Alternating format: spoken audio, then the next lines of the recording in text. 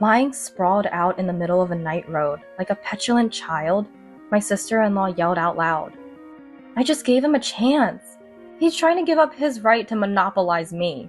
I'm teaching him that's such a waste. She's so overconfident it's almost like a sickness. A sickness. I don't need that kind of right. Can't you see that John is rejecting this right of yours? It's pitiful, really sad. Your misery is laughable. Are you still going to expose it here? Aren't you embarrassed? After being harshly scolded by me, sister-in-law finally stood up and lunged at me. Not smart at all. No way she could win. I'm Sarah, 32 years old and single. I work at a hotel. My job is as important to me as a lover in my life. My father has passed away, and I live with my mother at our family home. My younger brother, 2 years my junior, married his classmate at 20 and now lives in another state. Our family's long-standing problem is his wife, named Rebecca. She's, well, a free spirit. That hasn't changed since she first came to our home. I'll never forget the words she uttered at our first meeting. I'm marrying John. Oh, there are sweets. But I really like those big cream puffs they sell at the convenience store right now. I don't want these, so please go buy me some cream puffs. My parents were dumbstruck. So was I. Oh, brother, why did you fall for her? Rebecca is flashy in appearance, with dyed hair and eyelash extensions, not to mention her flashy nails. But considering her awful personality, the flashy appearance seems like just an add-on. John, my brother, used to say, I find her whimsical nature cute. But I think it's too much. Really, why did he fall for her? I couldn't help but harbor such doubts. Following that, her behavior during the wedding and house hunting was just a series of whims.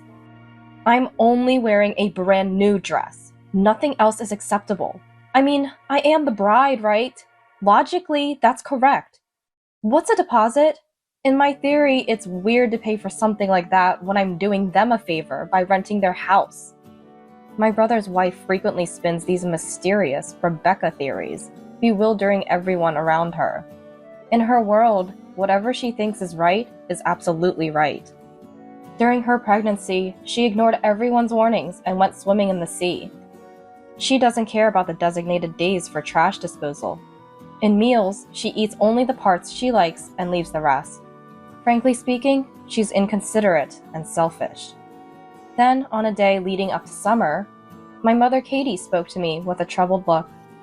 This summer, Rebecca and the grandkids are coming to stay with us. Really? My brother has 4 kids, ages 7, 5, 4, and 2. All boys. They're full of energy, mischievous in a cute, kid-like way. Their visit will surely turn mine and Mom's quiet life into a lively and noisy one. But, well, as cute as my nephews are, their mother, my Rebecca, is not cute at all. Adorable nephews and the troublesome Rebecca, to accept them or not. Is the whole family coming? How long are they staying? That's the thing, John isn't coming. Mom made a troubled face. Really? He's not coming? Just the wife and nephews? Rebecca, the whimsical one, and the 4 energetic brothers alone. Rebecca is slightly less capricious when my brother is watching. John acts as a stopper for her whims. The thought of him not coming filled me with anxiety. Maybe we should decline this visit. Can't we say no to Rebecca's visit? It's a bit too much for me and you. Well, there are some reasons. Just listen. Mom explained a plan to me. I understood the situation. If that's the case, it can't be helped. I'll help as much as I can. I arranged with the hotel where I work to have more shifts from early morning to evening while my nephews are here. And so, the summer vacation arrived. The day started with a clear sky, the refreshing blue feeling exhilarating. My 4 nephews came into our house with all their noisy energy. They rushed into the living room, one after the other. While smiling at their cuteness, I asked the eldest, "Tired from the long trip? Where's Mom?" She said she's going to Olive Garden and drove off. What? It seemed my brother's wife had dropped the 4 kids off and then immediately left for Olive Garden. Wait a minute, I didn't hear about this. When is she coming back? I don't know. Rebecca's strange behavior had already begun, and the youngest nephew is just 2 years old, leaving small children and driving off without even making sure they entered the house. While I was still in shock, the younger kids' shouts pierced my ears. What now? The nephew's eyes sparkled at the sight of snacks Mom had offered. Candy! Awesome! Can we really eat all this? Won't Grandma get mad? Their eyes shone with joy as if they'd found treasure, but none of them touched the sweets. Mom smiled and handed out juice to my nephews. You can eat. These are prepared just for you. Wow, awesome. Mom never gives us candy. She eats it all herself. We can only eat meat and sweets when Dad is around. She says luxuries aren't for kids. We must never tell Mom that we ate candy. Really? My nephews took turns speaking, and I cringed at their words. What has Rebecca been telling these kids? I glanced at Mom. She too looked troubled. The shocking behavior of my nephews continued. They wrapped candy in tissues and hid it in their bags, saving it for when Rebecca wouldn't be around. When a cup tipped over, spilling water, they all turned pale and, sitting on the floor, Sorry, please don't be mad. Don't hit us. He began to cry. When I turned on the air conditioning as the temperature rose, they dramatically thanked me. Apparently, Rebecca calls this discipline, forcing the kids into such behavior. Watching my nephews, I felt a pang in my chest. This isn't discipline. Rebecca's parenting must be causing deep psychological harm to the children. Mom and I reassured them repeatedly that they didn't need to do these things. I couldn't hold back my complaints about Rebecca. A calm discussion seemed impossible. I had to be direct. But since dropping off the kids, Rebecca hadn't shown up at our house once. Night fell, then morning came, and night again. Rebecca remained out of touch for a whole week. I even contacted my brother, but he just asked us to keep the kids a little longer. I was on the verge of exploding, but Rebecca didn't show up until 10 days later. At 5 p.m., after finishing my work, I was preparing dinner with Mom and the nephews when we heard an engine at the front door. Loud car stereo music echoed into the house. A few seconds after the engine and music stopped, our front door opened. Everybody, Mom's here. It's hot. Where's the beer? It was Rebecca. She was tanned. Her thin thighs peeking from her short skirt were as thin as my upper arms. Her appearance screamed, I've been enjoying my vacation. And in my head, a gong for battle rang. Excuse me, who are you? Oh, Sarah, starting with dementia already. Rebecca laughed, then cast a cold glance at the nephews. Hey, I said, where's the beer? The boys shriveled up, huddled in a corner, their faces hardened, a stark contrast to their earlier joy while peeling onions. Move it! Get me a beer! Rebecca's shouting scared the nephews. I quickly stepped between Rebecca and the boys. We don't have beer in our house. You knew I was coming and you didn't prepare beer? Are you stupid? The only stupid one here is you. Mom, please take the kids outside. Mom nodded. Rebecca, eyes narrowed, lunged at me. What's your problem? Who do you think you are talking like that? She came at me, so self-defense is totally justified, right? I firmly grabbed Rebecca's arm. Between her twig-like thinness and my hotel-earned strength, I clearly had the upper hand. While we struggled, Mom quickly took the boys outside. Ouch! Let go! You're strong like a gorilla. Even a gorilla would raise those kids better than you. I heard you treat them like they're just a waste of food. And what about you, not working? Just leaving your kids and gallivanting around? You're the worst. Where have you even been? I'm young. I'm allowed to have fun. My husband earns enough, so I don't need to work. Jealous, Sarah? You're just an old, unmarried lady. How long do you plan to be young? You're 30, right? Face reality. You're only 2 years younger than me. Rebecca's face turned red with anger, and she forcefully shook off my grip. She stumbled and fell backwards. Ow! I'm so hurt. I might be bedridden. Give me your bed and bring me beer. You sleep in the storage room. Sleep wherever you want. I had more to say, but it was pointless. Talking to Rebecca is like talking to a wall. I silently went to my room and packed a bag. Returning to the living room, I found Rebecca rummaging through the fridge. She can move just fine, apparently. Without looking at her, I said, I'm going back to my parents' house then. Turning my back on Rebecca's foolish voice, I stormed out of the house. My destination was the hotel where I work, an establishment with 80 years of history. My job as my lover, my workplace as my second home. What's wrong with that? Mom and the nephews had arrived at the hotel before me, waiting. Sorry to keep you waiting. Is everyone here? The nephews seemed uncomfortable in their first visit to a real hotel.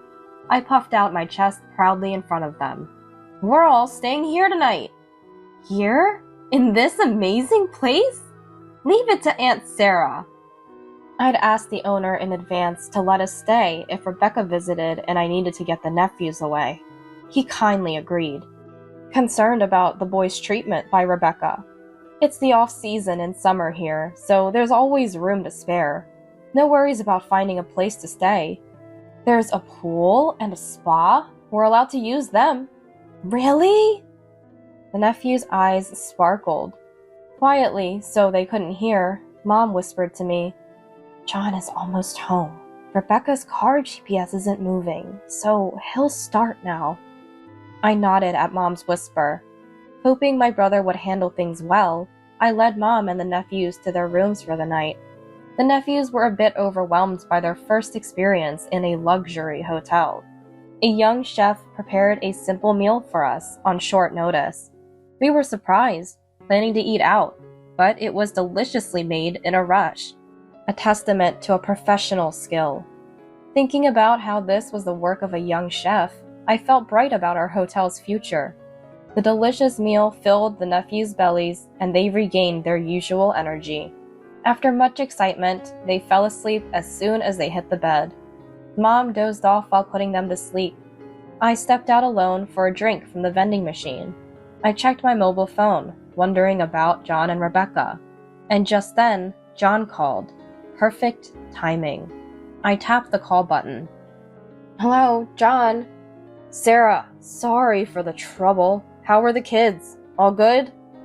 John sounded tired, but concerned about the kids first, an apology in his voice.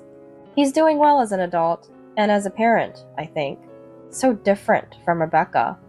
We're fine here. They're happily resting now, already asleep. What happened on your end? Well, it went as planned. You taking the kids and letting Rebecca be free helped. I got the freedom to move and collected evidence. Got her going to a hotel with a man and being affectionate in the car. All on camera. Quiet anger laced John's voice. Rebecca had been shady for a while, sensitive about message notifications, and speaking sweetly on the phone. Started treating the kids terribly too. There were always unexplained expenses, but her recent spending was excessive. She knew too much about new leisure facilities, but she was sly, never leaving evidence for John. That's when he consulted Mom, planned to catch Rebecca's infidelity this summer, and wanted help for the divorce. Mom's hesitant answer when I asked if John was coming was because of this. My brother took the day off work to coincide with Rebecca's visit to our house and followed her. He had secretly installed a GPS in the car to track her. Relying on it, he trailed her and gathered evidence. His goal was achieved. All my restraint in not exploding at Rebecca was worth it. That's tough. Good job. So did Rebecca admit to cheating? But with Rebecca's personality, I doubted she'd admit her faults. How did John manage it? More like she had to. She hopped between multiple men in those 10 days. Faced with photos of her with different guys, she couldn't deny it. Wait, she had more than one affair partner? Yeah, kept saying it was just fun, not serious. But I told her I couldn't stay married to someone who plays around with so many men. She cried, begging not to divorce, not wanting to pay compensation. It's almost funny now. Typical Rebecca, self-centered to the core. Her ability to think and scream so selfishly is almost a talent. What's Rebecca doing now? She's lying spread eagle in front of the house, screaming her head off. It's such a nuisance to the neighbors. I just called the police. I'm coming over. It must be hard for you to handle this alone. When I arrived at the house, the police were already there, surrounding Rebecca, who was still lying on the ground, loudly insisting her point of view. I'm saying if you don't want a divorce, I'll stop making a scene. Just say you won't divorce me, John. Why can't you understand? After leaving your kids for 10 days to hop between men, you have no right to act so high and mighty. No! Please stop yelling. It's late at night.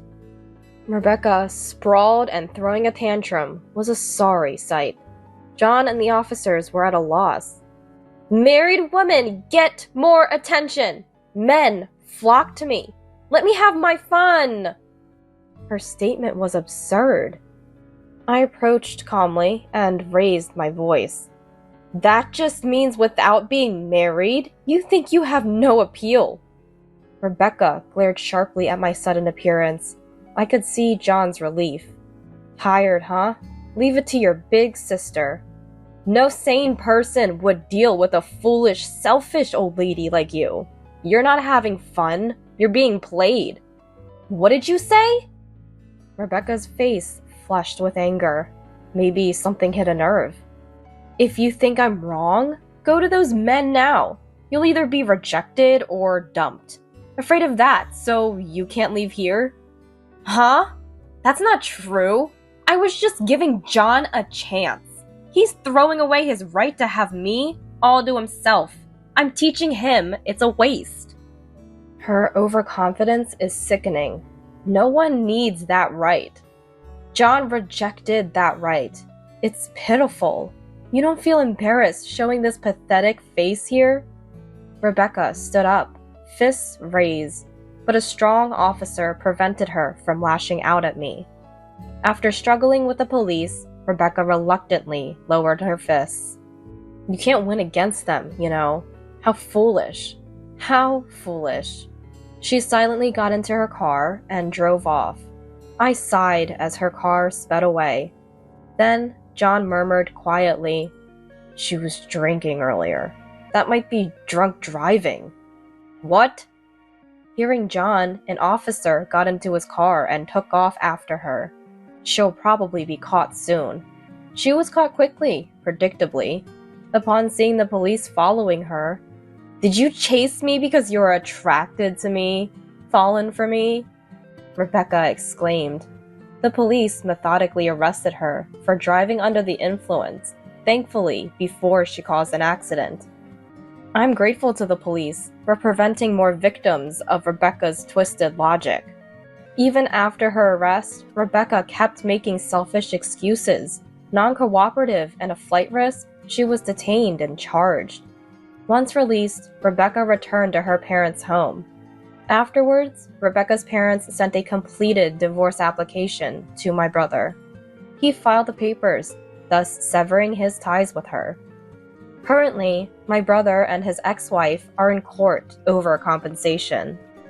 The ex-wife claims it's unfair that she's the only one being asked for compensation, insisting that all her boyfriends should also share the burden and confess to every single one of her relationships. My brother has left everything to his lawyer, confident of winning without much effort. Strangely, she's also seeking damages from her boyfriends. I'm not sure how well that will pan out, but I suspect it won't go well. As for custody, my brother smoothly secured it. He brought the kids back to our family home. He found a new job locally and is happily living with mom and the children. As for me, I found love. The guy is the young chef who prepared meals for my nephews and me when we sought refuge in the hotel. He developed a fondness for me after seeing how I eagerly ate the hastily prepared food and played wholeheartedly with the nephews. It's a bit embarrassing to date a colleague, but our co-workers are happy for us. Soon, I'll be moving out of my family home to live with him. He's certainly captured my heart through my stomach. I'm really excited about starting this new chapter of my life.